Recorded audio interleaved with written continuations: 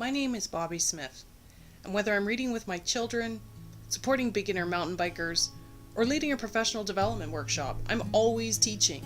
It is who I am at my core, and it's rooted in my passion for serving others. Anytime I can help someone move from where they are to where they want to be, I'm in. I offer students a compassionate and curiosity-driven attitude. I'm interested in answers, but I am fascinated by process. And helping students learn how to learn is my priority as an educator. I believe that having the skills to investigate their world on their own terms sets students up for life success. Anytime, anywhere, they will be in a position to figure things out and learn.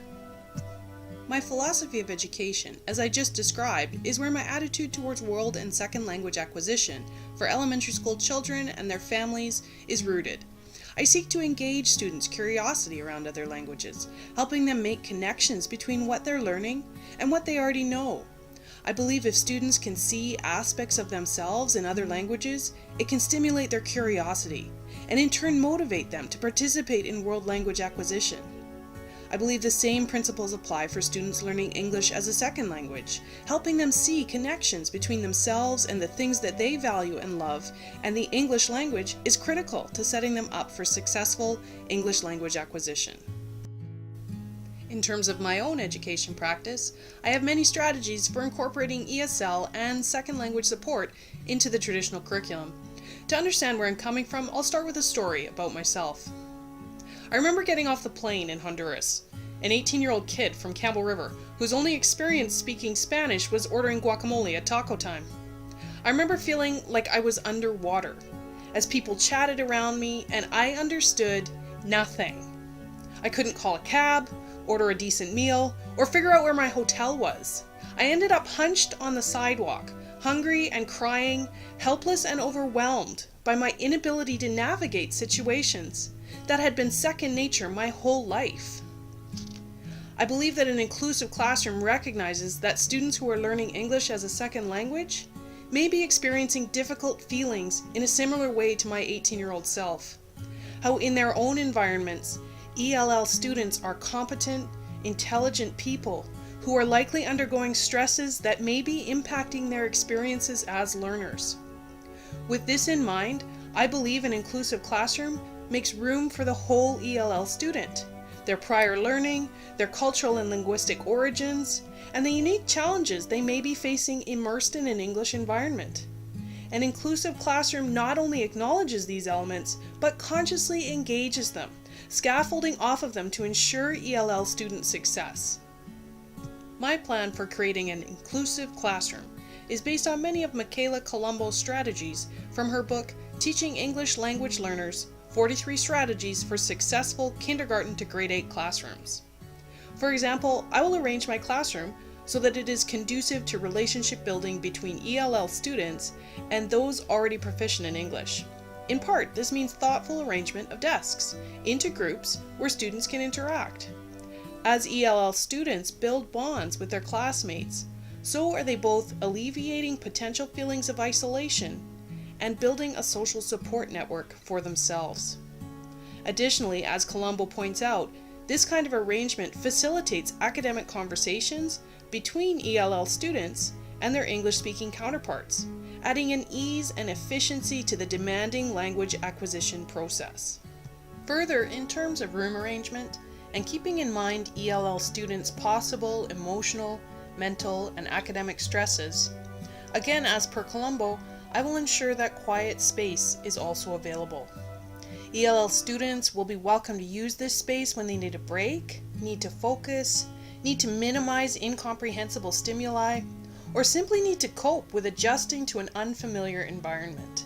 In keeping with my plan to welcome their whole selves, I will also integrate ELL students' cultural and linguistic origins into our classroom using Colombo's suggestions for acquiring relevant resources. For example, if I am serving ELL students from Arabic-speaking countries, then I will ensure appropriate Arabic texts are available for them to pursue in their free moments. I will also set aside time for them to share with the class as a whole about their culture and languages if they wish.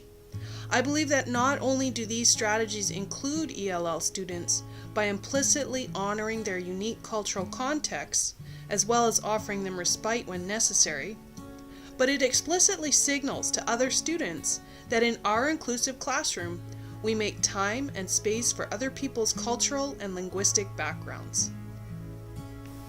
In addition to these strategies, I will use specific strategies when teaching specific subjects. For example, for reading and writing, I will make sure that ELL students have an extra set of texts to take home with them. I will tape record reading assignments for homework and/or review and provide extra time to complete reading and writing tasks in English. For math, I will divide assignments into shorter segments, reduce the number of correct responses required, and avoid long tests by giving frequent shorter quizzes. For science, I will use the preceding strategies, as well as provide visual supports for texts being read, reduce the complexity of homework assignments, and provide adaptations of scientific texts that we're using. In social studies, in addition to the above, I will use a wide variety of visuals and supplemental materials, allow students to tape record lessons, and include meaningful activities for practice and application. For all of these subjects, I will make sure directions are understood by frequently modeling my expectations. I will write key points and directions on the board in clear, neat printing, and provide repetition of academic vocabulary. I will also adapt evaluation, allowing for open book tests and offering extra time. I will give tests orally and read test items for ELL students. In terms of art, I will give and model how to do assignments one at a time, and stand near ELL students when giving directions and lessons. In music, I will teach through multisensory modes, provide ELL students with choices, and focus on students' talents and accomplishments. In health, I will use all of the preceding strategies, as well as provide peer assistance with organizational skills, seat ELL students near positive role models, and check their homework daily. Overall, given what I have learned about World and ESL language learners and their unique academic and personal needs, I want to focus my practice on providing responsive and appropriate experiences while delivering curriculum. As I have come to understand the challenges associated with language acquisition, so have I organized my priorities to ensure that I provide reassurance and encouragement in the classroom. I am now prepared to watch for signs of stress buildup in students who are learning either English or another world language, and I am ready to adapt my teaching style accordingly. Most importantly, as a result of what I have come to understand about world languages and ESL, I am committed to creating a classroom that is welcoming and respectful of all cultures, customs, perspectives, and beliefs.